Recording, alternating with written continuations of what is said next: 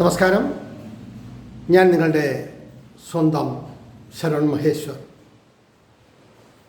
കൃഷ്ണശിലയായി എന്ന എൻ്റെ പരമ്പരയിലെ 239 എപ്പിസോഡാണിത്.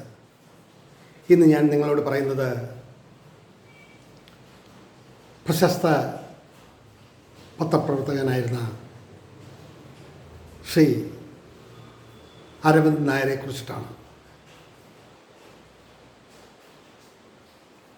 ജേർണലിസം എന്താണെന്ന് മനസ്സിലാക്കാനും ജേർണലിസത്തിലൂടെ ഒരു വ്യക്തിയെ എങ്ങനെ വളർത്താമെന്നും ലോകത്തിൻ്റെ കാഴ്ചപ്പാടുകൾ എങ്ങനെയൊക്കെയാണ് എന്ന് വിലയിരുത്താനും കഴിവുള്ള ഒരു അതുല്യ പ്രതിഭയാണ് ശ്രീ അരവിന്ദ് നായർ.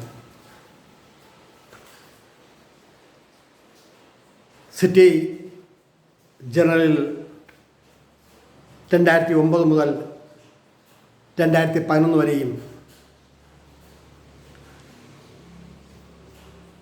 1978 ജൂൺ മുതൽ 2009 വരെ ഗൾഫ് ടൈംസിൻ്റെ സീനിയർ ജേർണലിസ്റ്റായിരുന്ന ശ്രീ അരവിന്ദ് നായരെ കുറിച്ചിട്ടാണ് ഞാൻ ഇത്തരണത്തിൽ പറയുന്നത്. എൻ്റെ ജീവിതത്തിലെ 15 വർഷക്കാലം കഴിച്ചുകൂട്ടിയ ഖത്തർ എന്ന രാജ്യം, അവിടുത്തെ ജീവിതവും അവിടെ അനുഭവിച്ച അനുഭവങ്ങളും എല്ലാം കോർത്തിണക്കി ഞാൻ ആത്മനൊമ്പരങ്ങൾ അഗ്നിയിൽ ആവാഹിച്ച 9 വർഷങ്ങൾ എന്നൊരു പുസ്തകം cyberwit.net പ്രസിദ്ധീകരിച്ചിട്ടുണ്ട്. ജീവിതത്തിലെ ക്ലേശങ്ങളും ജീവിതത്തിലെ പ്രയാസങ്ങളും ജീവിതത്തിലെ ബുദ്ധിമുട്ടുകളും, എങ്ങനെയാണ് ജീവിതം, എന്താണ് ജീവിതം എന്നൊക്കെ പഠിച്ച ആ 15 വർഷക്കാലം തിരിഞ്ഞു നോക്കുമ്പോൾ വേദനയുടെ തിരുനാളം ഇങ്ങനെ എരിഞ്ഞടങ്ങുകയാണ്. അതെല്ലാം വിശദമായി ഞാനതിൽ പ്രതിപാദിച്ചിട്ടുണ്ട്. ഇന്ന് ഞാൻ ഇദ്ദേഹത്തെക്കുറിച്ച് പറയാൻ കാരണം, ഇപ്പോഴും ഫേസ്ബുക്കിലൂടെ ഫ്രണ്ട്ഷിപ്പ് പുലർത്തുന്നുണ്ട്. ഞാൻ അരവിന്ദേട്ട എന്നാണ് പരിചയപ്പെട്ട കാലം മുതൽ അദ്ദേഹത്തെ വിളിക്കുന്നത്. ഒരു ചെറിയ മനുഷ്യൻ, കണ്ടാൽ നമ്മൾ അതിശയിക്കും ഇദ്ദേഹത്തിൻ്റെ തലച്ചോറിൽ ഇത്രമാത്രം കാര്യങ്ങൾ ഉണ്ടോ എന്ന്. 1997-98 കാലത്ത് ഇന്ത്യൻ എംബസിയുടെ സാംസ്കാരിക വിഭാഗത്തിൽ അഡ്മിനിസ്ട്രേറ്റീവ് ഓഫീസറായിട്ട് വർക്ക് ചെയ്യുന്ന സമയത്താണ് അവിടെ നടക്കുന്ന ഒരുപാട് ഫംഗ്ഷനുകൾ. ആ ഫംഗ്ഷനുകളെല്ലാം കവർ ചെയ്യാനായിട്ട് ഒരു ചെറിയ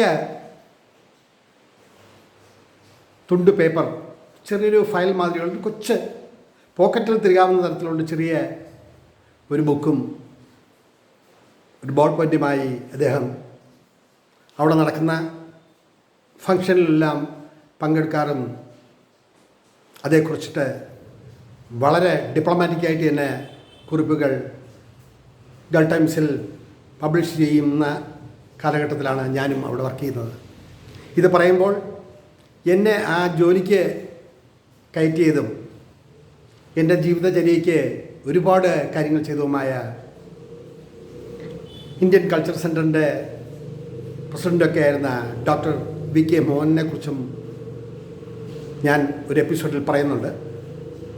അദ്ദേഹം മുഖാന്തരമാണ് എനിക്ക് അവിടെ ജോലി ലഭ്യമായത്. അതൊന്നും മറന്നുകൊണ്ടും അതൊന്നും മറച്ചുകൊണ്ടും അതൊന്നും പറയപ്പെടാതെയും മുന്നോട്ട് പോകുന്നൊരു ജീവിതം നല്ലതല്ല എന്നൊരു തോന്നൽ. ഒരു ചെറിയ കാര്യം നമുക്ക് വേണ്ടി ചെയ്തു തന്നാലും അവരെ സ്മരിക്കണം, അവരെ ഓർക്കണം എന്നതാണ് എൻ്റെ സിദ്ധാന്തം, എൻ്റെ രീതികൾ. അപ്പോൾ ഇവിടെ ഞാൻ പറഞ്ഞു വരുന്നത്, അടുത്തിടെയായി ഞാൻ അദ്ദേഹത്തിന് ഒരു മെസ്സേജ് ഇട്ടു. ചേട്ടാ, ചേട്ടനെ കുറിച്ചിട്ട് ഞാനൊരു എപ്പിസോഡ് ചെയ്യുന്നുണ്ട്, ചേട്ടൻ്റെ ബ്രീഫ് എനിക്കൊന്ന് അയച്ചു തന്നാൽ കൊള്ളാം എന്ന് പറഞ്ഞ് എഴുതിയതിന് റിപ്ലൈ ഒന്നും കിട്ടിയില്ല. അതിൽ എൻ്റെ ഉള്ളിൽ പരിഭവം തോന്നിയെങ്കിലും ഒന്ന് ചെയ്യാൻ ഇറങ്ങിത്തിരിച്ചാൽ അത് ഞാൻ ചെയ്തേ അടങ്ങൂ. അങ്ങനെയുള്ള ഒരു രീതിയാണ് എൻ്റേത്. പ്രത്യേകിച്ച് ശ്രീ അരവിന്ദ് നായരെക്കുറിച്ച് ഞാൻ ഇത്രയും വിശദമായി പറയാൻ കാരണം 35 വർഷം കൊണ്ട് കഥയും കവിതയും നോവലും ചെറുകഥയും ഒക്കെ എഴുതുന്നു. പത്രങ്ങളിലും മാസികകളിലുമൊക്കെ അയച്ചു കൊടുക്കുന്നു.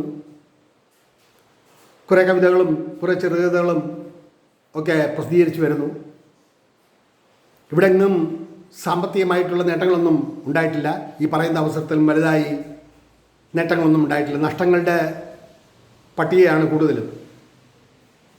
അപ്പോൾ എന്തിന് ഇദ്ദേഹത്തെക്കുറിച്ച് പറയുന്നു എന്ന് വെച്ചാൽ, ഞാൻ അദ്ദേഹവുമായി കണ്ട് സംസാരിച്ച്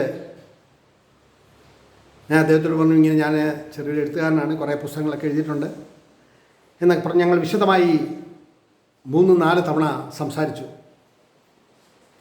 അങ്ങനെ അദ്ദേഹം എന്നോട് പറഞ്ഞു, നിങ്ങളെക്കുറിച്ചിട്ടുള്ള ഒരു ബ്രീഫ് പുസ്തകങ്ങളെക്കുറിച്ചും മറ്റുമൊക്കെ ഉള്ളത് ഒന്ന് എഴുതിത്തരൂ, ഞാൻ ഇതിനെപ്പറ്റി ചിന്തിക്കാം എന്ന് പറഞ്ഞു. അങ്ങനെ ദിവസങ്ങൾ കഴിയവേ ഒരു ബ്രീഫ് 2-3 പേജിലുള്ള ഒരു ബ്രീഫ്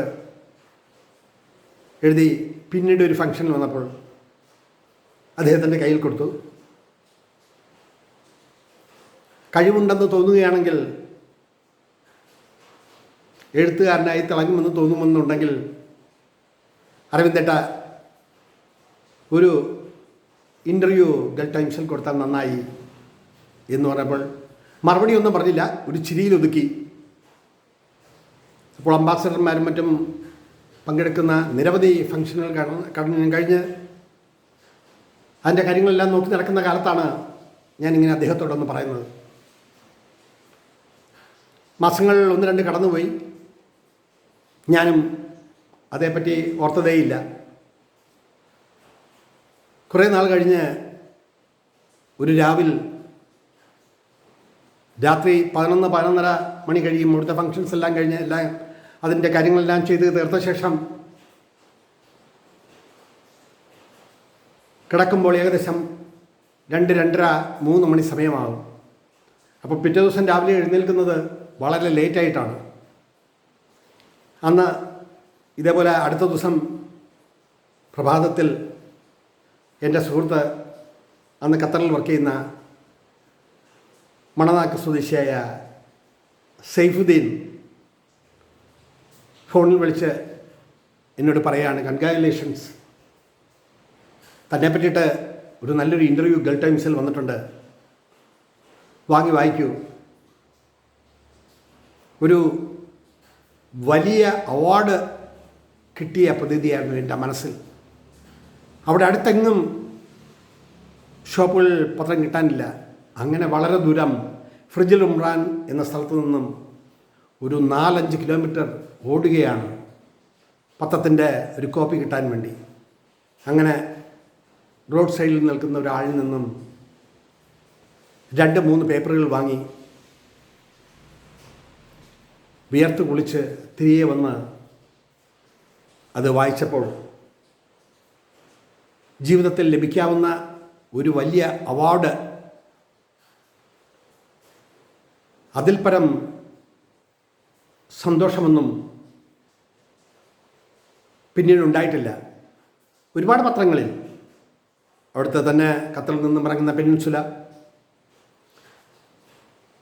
സൗദിയിൽ നിന്നിറങ്ങുന്ന മലയാളം ന്യൂസ്, UAE-യിൽ നിന്നിറങ്ങുന്ന അറേബ്യ, അങ്ങനെ നിരവധി വിദേശ പത്രങ്ങളിൽ എൻ്റെ പുസ്തകങ്ങളെക്കുറിച്ചും എൻ്റെ എഴുത്തിനെക്കുറിച്ചും ഒക്കെ നിരവധി ഇൻ്റർവ്യൂകൾ വന്നിട്ടുണ്ട്. പക്ഷേ ഈ ഇൻ്റർവ്യൂ പ്രസിദ്ധീകരിച്ച ആ ദിനം എൻ്റെ ജീവിതത്തിൽ ഒരിക്കലും മറക്കാൻ കഴിയില്ല. ഞാൻ ഇത്രമാത്രം പ്രതീക്ഷിച്ചുമില്ല. 1/2 പേജ് നിറഞ്ഞു നിൽക്കുന്ന ഒരു നല്ലൊരു ഇൻ്റർവ്യൂ, അതിൻ്റെ കുറച്ച് ഭാഗം ഞാൻ നിങ്ങളെ വായിച്ച് കേൾപ്പിക്കാം. എന്തെന്ന് കരുതിയാൽ, ഒരു ജേർണലിസ്റ്റിൻ്റെ മനസ്സിൽ അദ്ദേഹത്തിൻ്റെ കാഴ്ചപ്പാടിൽ, അദ്ദേഹത്തിൻ്റെ എഴുത്തിൻ്റെ ശൈലിയിൽ ഒരാളെ എങ്ങനെ അയാളുടെ സൃഷ്ടികളെ വിലയിരുത്താം, അല്ലെങ്കിൽ അയാളെ എങ്ങനെ ഉന്നതിയിലേക്ക് കൊണ്ടുപോകാം എന്നൊക്കെ ചിന്തിച്ച് പ്രോത്സാഹനം നൽകുന്ന രീതിയിൽ ഒരു മാറ്റർ വരുമ്പോൾ നമുക്കുണ്ടാകുന്ന അനുഭവം, സന്തോഷം വളരെ വലുതാണ്. വിമർശിക്കാം, നല്ല രീതിയിൽ തന്നെ വിമർശിക്കാം. വിമർശിച്ചെങ്കിൽ മാത്രമേ വളർച്ചയുണ്ടാവുള്ളൂ. ഹിവിയയിൽ നിന്ന് പറയുന്ന ഒരു പത്രത്തിൽ ഇയാൾ എഴുത്തുകാരനാണ് എന്ന് പറഞ്ഞിട്ടൊരു ഇൻ്റർവ്യൂ വന്നിരുന്നു. മാനസികമായി ഒരുപാട് വേദനിപ്പിച്ച ഒരു ഇൻ്റർവ്യൂ ആയിരുന്നു അത്. പക്ഷെ അതിനെ കണ്ടതും അറേബ്യ എന്ന യു എയിൽ നിന്നും പ്രസിദ്ധീകരിക്കുന്ന പത്രത്തിൽ എൻ്റെ പുസ്തകങ്ങളെക്കുറിച്ചും എന്നെക്കുറിച്ചും വന്ന മാറ്ററും ഈ മാറ്ററും അങ്ങനെ നിരവധി 10-15 ഇൻ്റർനാഷണൽ പത്രങ്ങളിലും മാസികകളിലും ഇൻ്റർവ്യൂകളും പുസ്തക റിവ്യൂവും ഒക്കെ വന്നിട്ടുണ്ടെങ്കിലും ആദ്യമായി ലോകത്തോട് ഞാനെന്ന എഴുത്തുകാരൻ, ശരവൺ മഹേശ്വരൻ എന്ന എഴുത്തുകാരനെ കുറിച്ചിട്ട് ഒരു നല്ലൊരു റൈറ്റപ്പ് വന്നത് ശ്രീ അരവിന്ദ് നായരുടെ എഴുത്തിലൂടെയാണ്. അപ്പോൾ അദ്ദേഹത്തെ നമ്മൾ എങ്ങനെ മറക്കും? ഈ അടുത്തിടെയും ഞാൻ അദ്ദേഹത്തോട് പറഞ്ഞു, ചേട്ടനെ കുറിച്ചിട്ടുള്ളൊരു ബ്രീഫ് അയച്ചു തരണം എന്ന് പറഞ്ഞിട്ടും അതിൻ്റെ ഒന്നും കാര്യമില്ല എന്നൊരു തോന്നൽ. ചിലപ്പോൾ പ്രശസ്തിയുടെ ഒരുപാട് കൊടുമുടികൾ താണ്ടിയൊരു വ്യക്തി ഇതിലൊക്കെ എന്തിരിക്കുന്നു എന്ന ചിന്തയാവാം. പക്ഷേ എൻ്റെ സാഹിത്യ ജീവിതത്തിൽ എനിക്കെങ്ങനെ മറക്കാൻ കഴിയും? അദ്ദേഹം എഴുതിയ ബൃഹത്തായ ഒരു റൈറ്റപ്പാണിത്. അതിനുശേഷം നിരവധി ഇൻ്റർവ്യൂകളും റൈറ്റപ്പുകളും ഒക്കെ വന്നിട്ടുണ്ടെങ്കിലും ഇത് പ്രതികരിച്ചപ്പോൾ ഉണ്ടായ അത്ര ആനന്ദം, ചില അവാർഡുകളൊക്കെ ലഭിച്ചെങ്കിലും ഈ ഒരു പത്ര റിപ്പോർട്ട് മനസ്സിലുണ്ടാക്കിയ ചലനങ്ങൾ, ഇഷ്ടങ്ങൾ വളരെ വലുതാണ്. ഇതൊക്കെ പറയുമ്പോഴും ഇത് പ്രസിദ്ധീകരിച്ച് കഴിഞ്ഞ് ദിവസങ്ങൾ കഴിഞ്ഞ് ഖത്തറിലെ തന്നെ പ്രശസ്തനായ ഒരു മലയാളി എന്നോട് പറയുകയുണ്ടായി, അരവിന്ദ് നായരെ നന്നായിട്ട് സോപ്പിട്ടിട്ടാണല്ലോ ഇങ്ങനെ ഒരു റൈറ്റപ്പ് വന്നത് എന്ന് പറഞ്ഞപ്പോൾ സത്യത്തിൽ എനിക്കത് ഷോക്കായി. ഞാൻ ഞെട്ടിപ്പോയി. ഞാൻ അദ്ദേഹത്തോട് പറഞ്ഞ മറുപടി ഇതാണ്: കാലത്തിൻ്റെ കുത്തൊഴുക്കിൽ ഞാനും നിങ്ങളുമൊക്കെ കടന്നു പോകും. ഒരു 100 വർഷം അല്ലെങ്കിൽ ഒരു 50 വർഷം കഴിയുമ്പോൾ വിസ്മൃതിയിൽ ആണ്ടുപോകുന്ന മനുഷ്യജന്മങ്ങളാണ് നിങ്ങളും ഞാനുമില്ല. പക്ഷെ അന്നും നല്ലതോ ചീത്തതോ ആവട്ടെ, ഞാൻ എഴുതിയ സൃഷ്ടികൾ ഈ ഭൂമിയിലുണ്ടാവും.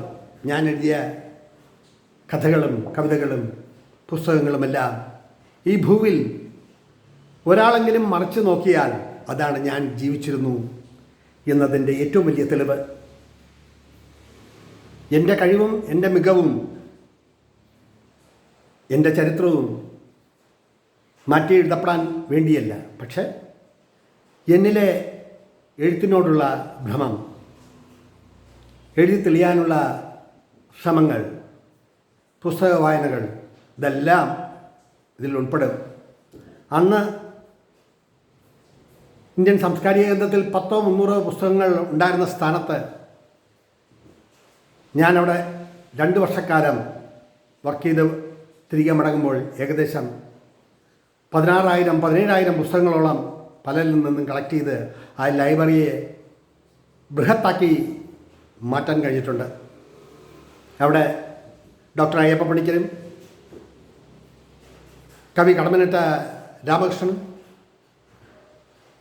നടൻ കരമന ജനാർദ്ദനും, അങ്ങനെ സാഹിത്യത്തിലും UA ഖാദറും, അങ്ങനെ സാഹിത്യത്തിലെയും കലയിലുമുള്ള നിരവധി പേർ അവിടെ ഒന്ന് കാണുമ്പോഴും ആ ലൈബ്രറിയിൽ പ്രവേശിക്കുമ്പോഴും എഴുത്തിൻ്റെ ഒരു വലിയ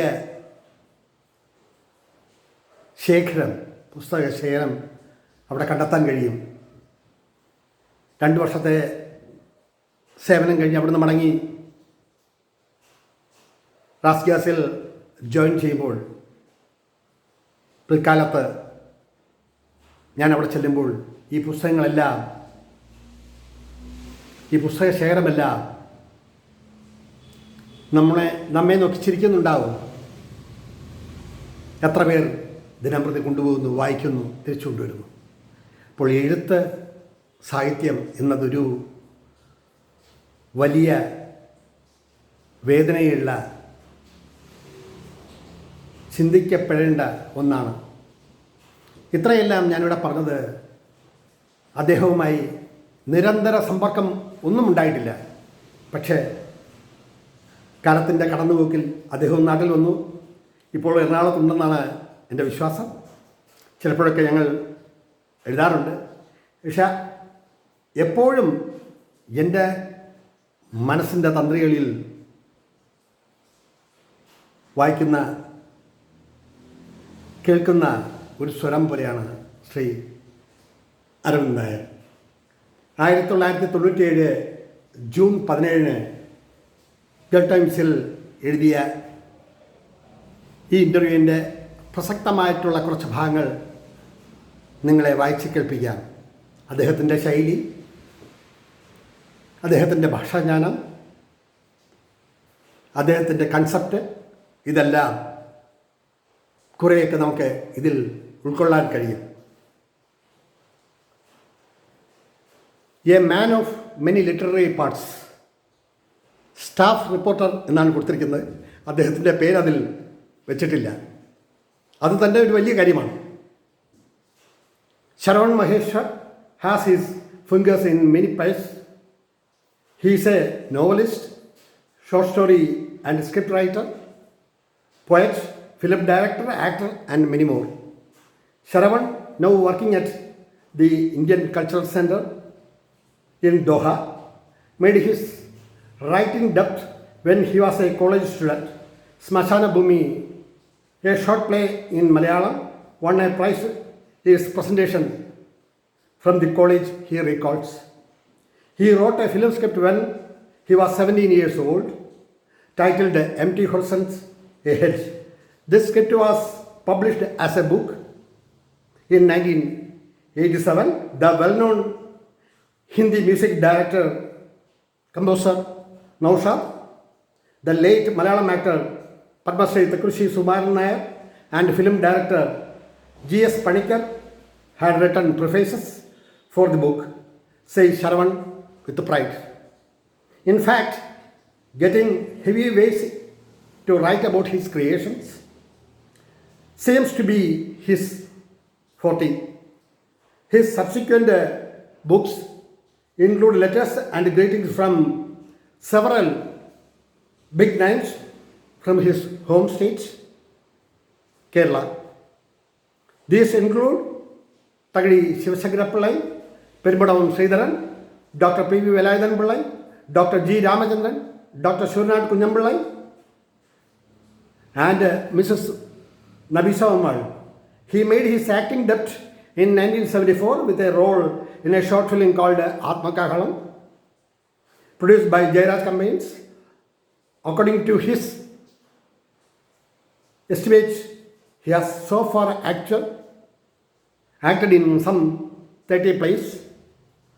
On his return to Kerala in 1984 from Abu Dhabi, where he worked for 4 years, he acted in a 35mm film, One More Martyr. The film, which sought to create an awareness against the dowry system, was still being shown by the Kerala government. Shravan says, the state-owned TV, Doordarshan, also telecasted in twice.